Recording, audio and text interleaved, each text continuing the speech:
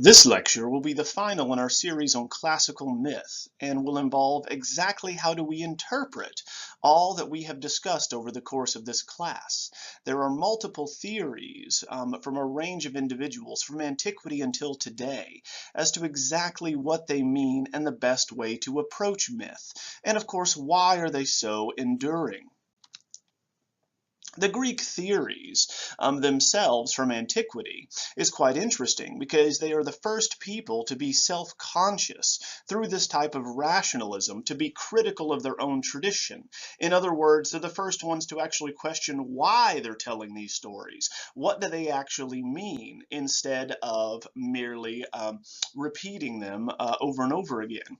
Xenophanes, for instance, is going to complain first off of the ethical weaknesses of the Olympians, that being they're philandering, they are murderous, they are weak, so therefore the gods must be wrong. As he states, in my opinion, mortals have created their gods with the dress and voice and appearance of mortals. In other words, as Xenophanes explains, myth merely reinforces for us how the world actually is, that being why do we have a certain type of economic setup and situation, or why do we have either monarchies or democracy, why are families established the way that they are. So merely reinforces how things already exist. Plato is going to refine this in his Republic with the myth of that we talked about when talking about Orpheus. Now, he criticizes myth, but does point out that it is useful in certain instances. Now, he bans poets from his Republic as he states they are corrupting poets such as Homer and others who are telling these stories, for they present the untutored mind with false images. Of course, Plato states that people can be easily deceived, and so we need education and training in order to understand the world around us. Nevertheless, Plato even states that myth is appropriate as a vehicle for giving expression to these abstract forms or ideas. If you remember, Plato is going to set up the understanding of the universe as there are perfect eternal forms out in the realm of forms in the supercelestial sphere. Therefore, out there, there is the perfect woman, the perfect man, the perfect table, the perfect dog, and we merely see imperfect reflections of them down here in the sublunary world, down below the moon. So we do not see them fully. We need to move beyond in this abstract fashion what we actually see in our day-to-day to understand the eternal. Now, others beyond Plato are going to say that myths contain some type of philosophical or historical truth. We merely need to interpret them as they are meant to be interpreted, as something other than they appear. Don't take the myth at face value, in other words. This is where we get the idea of an allegory, literally saying something in a different way. So allegorizing myth is going to be where we translate from an initial frame of reference to be more acceptable in another.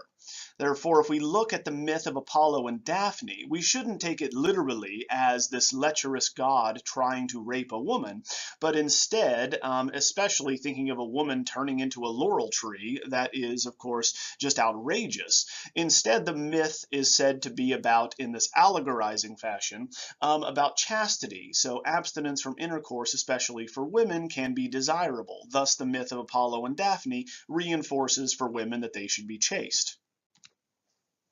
Now, symbolism, of course, is very popular in discussing myth, and it literally means something put together with something else. Therefore, how do we represent something in a different fashion by telling stories?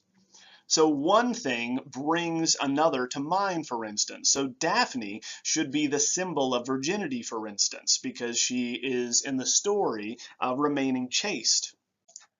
Turning from symbolism, physical allegory, as first mentioned by Theagenes in the 6th century, is the first one to use allegorical methods to explain the battles of the gods as conflicts among natural forces. Therefore, cosmology in physical allegory would state that we have opposites, wet and dry, hot and cold, right, etc. Therefore, in this physical allegorical interpretation, Apollo would represent fire, who opposes Poseidon, who represents water in the Iliad. So it explains why the gods are going to favor different sides and are going to fight one another. Later writers will use the psychological allegory also to state that Athena would represent rational thought, while Ares represents irrational violence, therefore the polar opposite, and a way in which to understand the world. Peace and violence, hot and cold, good and evil, etc. Now, Hellenistic mythographers, that being those that come during the rise of Alexander the Great, and Stoic philosophers would use etymology to reinforce the allegory. Thus, they would argue that the meaning of the word itself reveals the meaning of a myth.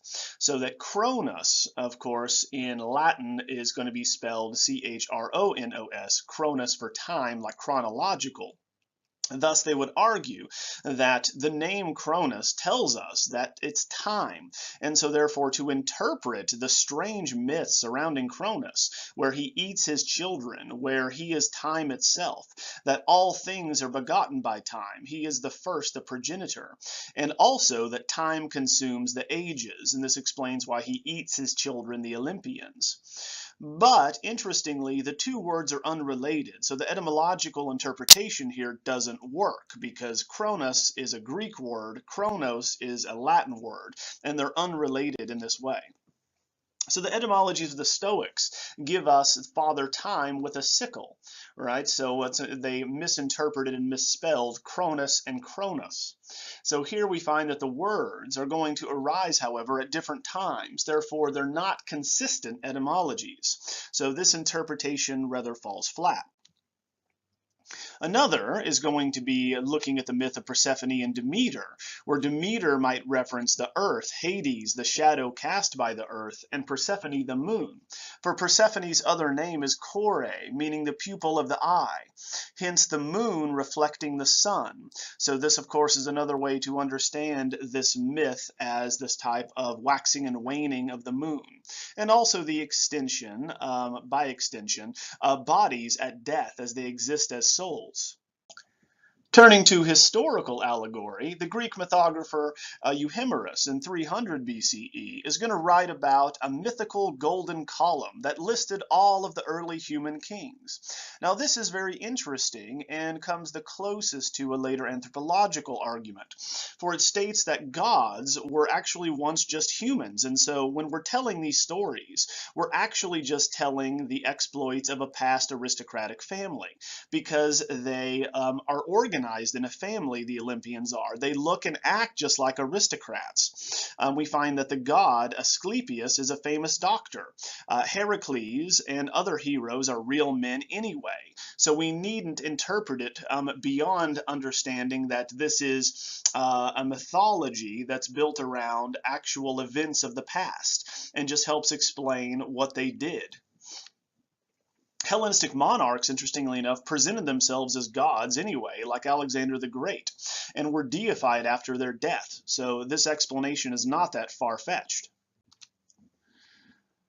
Palaphadus, on Incredible Things of the 4th century, is going to state that myths are actually misunderstandings of language, and this one is quite interesting, that being euphemisms or turns of phrase that we use today. So when the myth of Actaeon transformed into a stag, we find that he would argue here is not actually talking about a man turning into a deer and being killed, but instead a man who spends too much money on his hunting dogs and is ruined financially.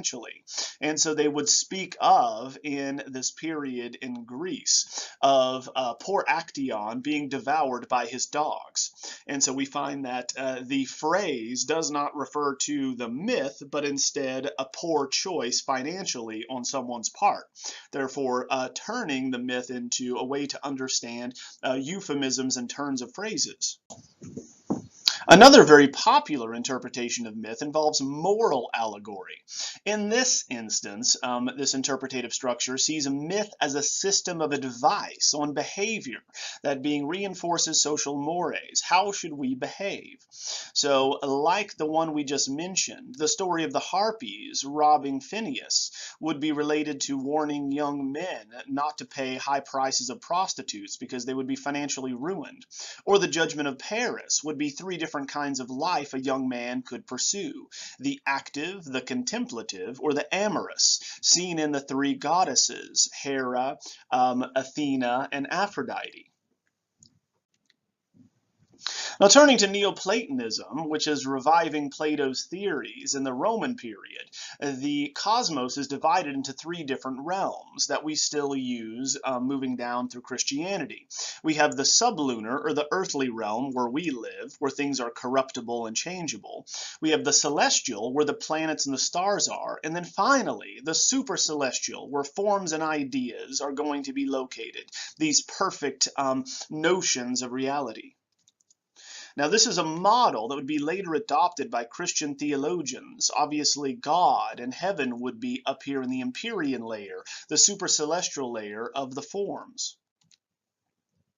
It would be Plato in his Republic that would state that only a philosopher can interpret the divine forms through a method of dialectic reasoning. So how do we see these outside of our realm? We need someone who can think abstractly. Plotinus would be the last aesthetician of antiquity and would firmly establish Neoplatonism, reviving this idea.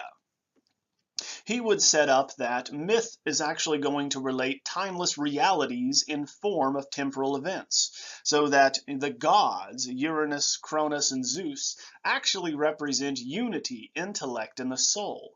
Therefore, myth, Plotinus would argue, are really principles of reality itself that help us reveal higher truths of reality, not meant to be taken at face value.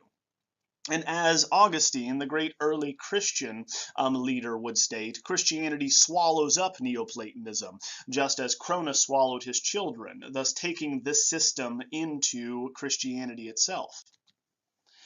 So in the Middle Ages, the Church Fathers would have the applicability of myth really bound up with biblical interpretation. So they wrote handbooks where the interpretation of what the myths were supposed to mean and represent are more important than the actual myths themselves. So they would focus instead on the acceptable moral meanings of myth. This is most famously seen in the compilation of Ovid Moralise, or Ovid Moralized, where we see Ovid's Metamorphoses, the most popular collection and the most comprehensive collection of myths of antiquity brought together. Here it is read through a Christian lens, moralizing it. So for instance, in the myth of Apollo and Daphne, it is seen as an allegory of moral chastity again.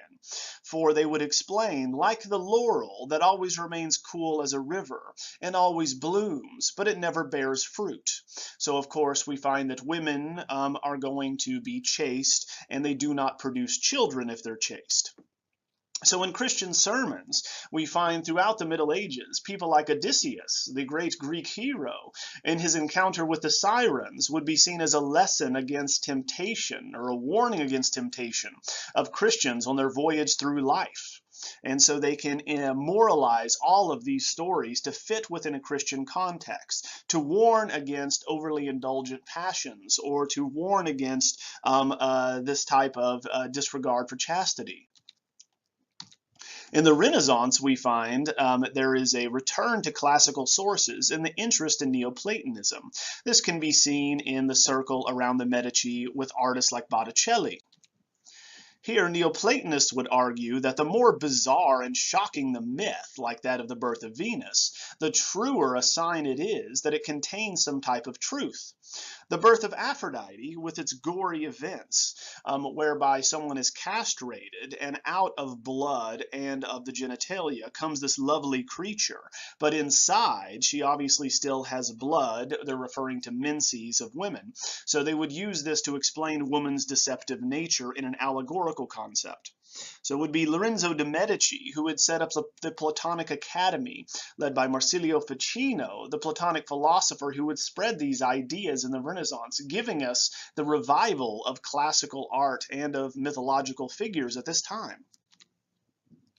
Renaissance alchemists also revived Greek physical allegory, whereby people like Hermes are already a ready-made allegory about metal and how metal can be made.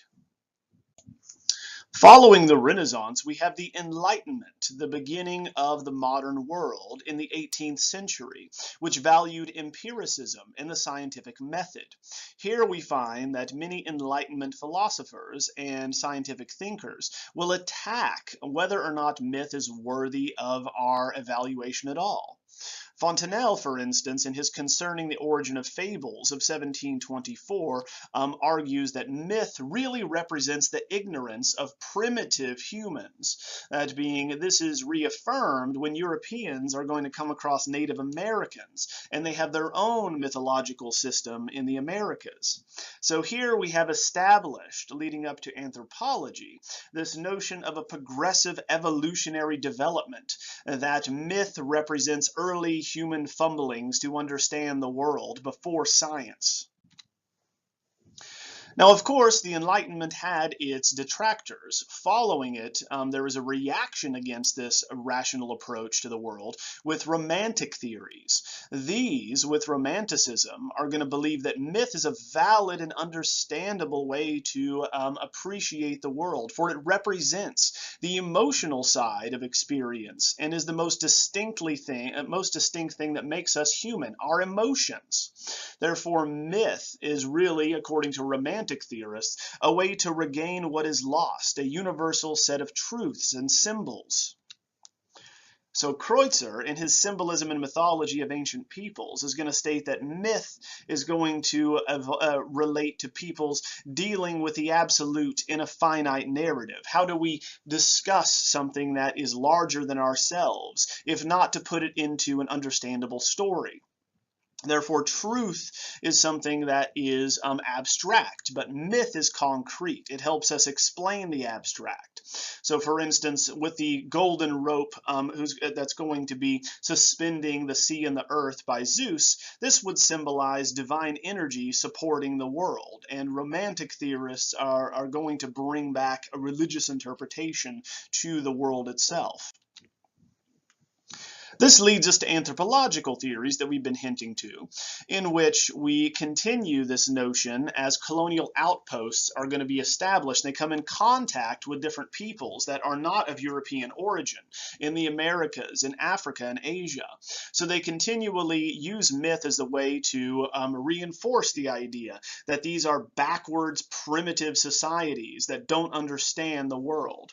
Charles Darwin, famously in his Origin of Species of 1859, is going to write that myth is really mistaken science that is rooted in fear and ignorance, designed to explain natural phenomena.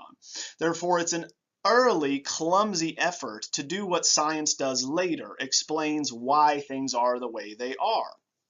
So the ritual theory of myth is also going to be taken up by anthropologists, stating that a myth really relates to and is describing religious rituals in an attempt to control the world the way we do now with science.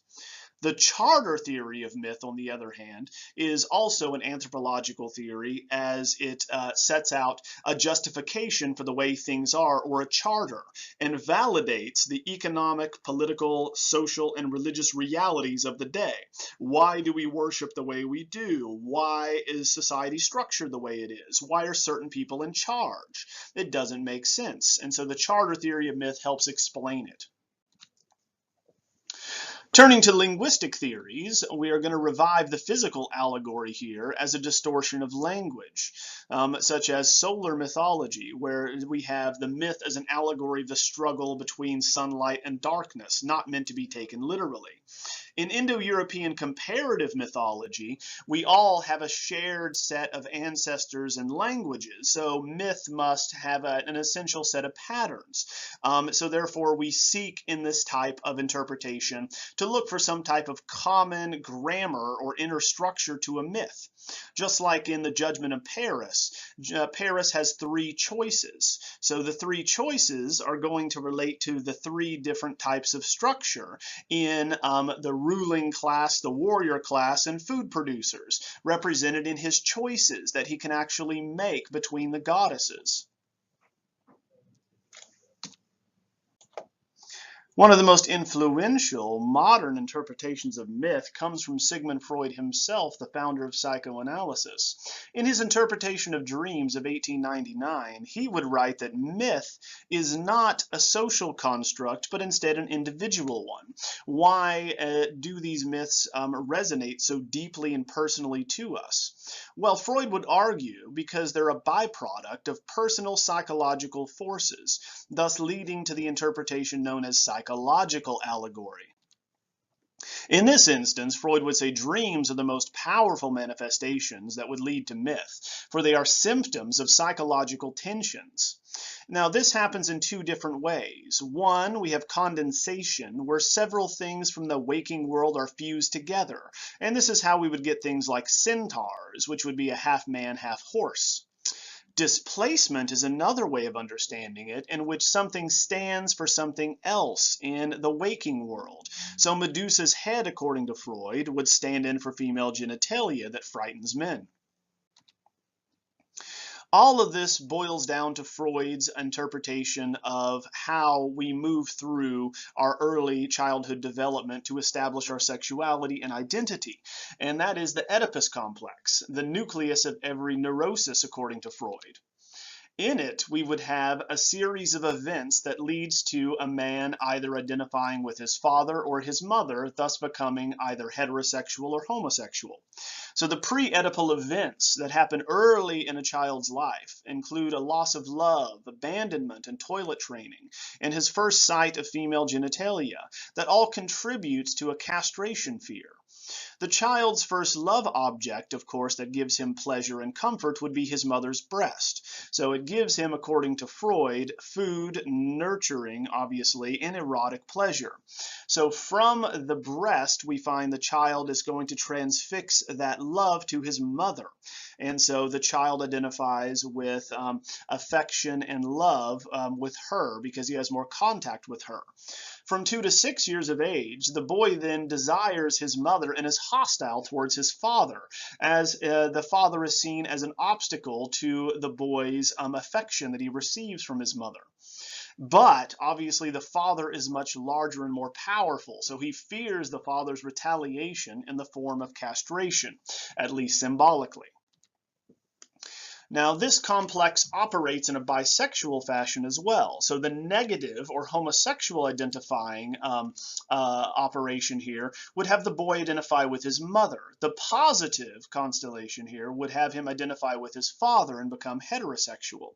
So the boy is hostile to his father, but also loves him. We have this type of ambivalence because the boy will eventually become his father. So the Oedipus complex will end when his father's authority is introjected into the ego and forms the core of the superego. Thus, of course, we find that boys take on the authority of their fathers. And once again, that's when this prohibits murder and incest. So they no longer need to kill their fathers and marry their mothers. The Electra complex, which is the Oedipal complex for girls, is very different according to Freud. In this complex, the girl takes the mother as her love object, just as a boy would, because of the same reasons, but there's less hostility towards the father in this instance. So in a positive Oedipus complex for girls, we find there is a change in object identification from the mother to the father, according to Freud, moving from an identification with the clitoris to the vagina. So because castration has already taken place, the tendency is, according to Freud, for girls to remain attached to their mother, therefore identifying with the feminine. So they have greater flexibility of their superego. So all of this, of course, is a way in which to show that Freud used the story of Oedipus to explain how all of us go through sexual maturity in adolescence, and how we then identify whether or not we are going to be of one sexual orientation or another. He uses Greek myth to explain that. Therefore, we find that the son's repressed desire to kill his father is represented by the dragon, while the sex with the mother represents the maid in these stories. So according to Freud, everything is, of course, going to be reminiscent of something else in your life, something of deep psychological resonance. So when we have stories of kings and queens, those represent our parents. That being sharp weapons are a representative of phalluses, while caves and rooms represent wombs in this way. Now, Jung comes along and he gives us an alternative to psychological interpretation with his collective unconscious. According to Jung, the unconscious is not primarily sexual, but instead belong to a collective seen in archetypes that are timeless, recurrent images that we all have. Therefore, dragon combat, according to Jung, is the individual consciousness attempting to break away from the collective, so that myth resonates with all of us because we're tapping into these archetypes, right? So the hero, the princess, the monster, etc. Another development in the 20th century would be structuralist theories, or structuralism, in which language and meaning itself is going to be brought to bear and scrutinized. Because structuralists are going to argue that meaning is not conveyed by the content, since we would say that the meaning of Apollo and Daphne has nothing to do really with the words Apollo or Daphne or what they represent, but instead the relations behind the content. So Ferdinand de Saussure is going to write in his course in general linguistics the way in which we can understand how meaning is communicated. And as he would argue in semiotics, that we communicate by way of a binary pair, that we have the signifier and the signified, that words and our reality are only really understood in this way, that you have the signifier, the words spoken, such as the words you're hearing now or reading on the screen, and then the signified, what we mean by them whenever we say them. When I say dog, you should think of a furry quadruped. When I say bat, you should think of, once again, a creature that flies. But the words are meaningless. We just agree that that's what they represent. So everything is thus dependent on the shifting ground of language, and language constantly changes. The meanings of the words we use constantly changes, right? So the words are abstractions until we assemble them together in a particular order like a sentence. Otherwise, they do nothing. So if I say "the," that means absolutely nothing outside of the context of what it would mean in a sentence. What specifically are we talking about? So Charles Sanders Peirce is the American linguist who's going to add to this system, making it more appropriate to the arts. In his triadic sign system, he would state that there are abstractions or ideas, the objects that we're referring to, and the perceiving mind that thinks about it. So we have the aspects set up as follows, right? We have the idea, the concept of a cat, right? We have the perceiving mind that might be seeing a cat and thinking about and classifying what it is. And then you have the actual cat down on the other side.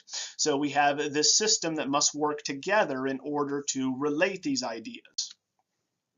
So Saussure is going to relate that language is structured along intersecting axes, the syntagmatic relationships, and once again the associative relationships.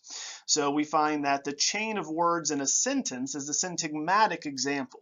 Of course, the associative is going to be what does the word, what are the synonyms of the word, and what associations does it have, right? So obviously the word cat will just make us think of a feline or an animal, but it's not doing anything. There is no context. So we actually need the series of words, the syntagmatic or the sentence, the chain, to make sense. So the Oedipal myth, for instance, according to structural theorists, has no message whatsoever. It merely expresses irreconcilable claims about human origins, such as the Thebans from the earth and monsters, right? So it's only within the context that it makes sense. Levi Strauss, the famous anthropologist and structural linguist also, is going to state that overvaluation of blood relations is to their undervaluation as the attempt to escape autochthony is to the impossibility of succeeding in it. Now, this is quite standard for Levi Strauss, in which he is infuriating and sometimes difficult to understand, but we're merely stating that myth is a way in which to explain something that cannot otherwise be explained. The paraschool of myth criticism also is going to state that we cannot review myths and gods in isolation, just like we cannot take one word and find meaning in it. We need to have it within a sentence. So we can only understand it within syntax, the relationships of the myth to others. Ares as a god doesn't mean anything unless we have Athena.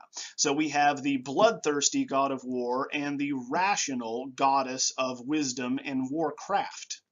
Now, this is going to lead to the most modern, which is the contextual approaches to myth, or postmodernism, such as Burkert in The Structure and History in Greek Mythology and Ritual of 1979, where myth is understood within a cultural and historical context. And this is the most widely accepted interpretation today. We only understand the gods and goddesses of ancient Greece within the context of how the Greeks actually structured their society. It doesn't make sense otherwise. So the programs of action are going to tell us that ritual theory of myth is where structures inform myth. So we can't really understand Artemis as a goddess and what she represents without understanding the hunting practices of Paleolithic man. That being exactly what did they do? How did they gather food? That's why she's so important. Now, this also leads us to feminist criticism, in which we're revealing through myth the underlying social realities of women and the expectations placed on them, like Demeter relating that a woman's role is in the home. Therefore, finally, we will end with this, that the interpretations of myth really tell us about the evolution of human thought and inquiry throughout all of time. How do we understand our world? What is the most important thing to consider? Is it social aspects? Is it psychology? Is it philosophy? But in the end, myth is going to resonate because of certain universal truths of all human experience.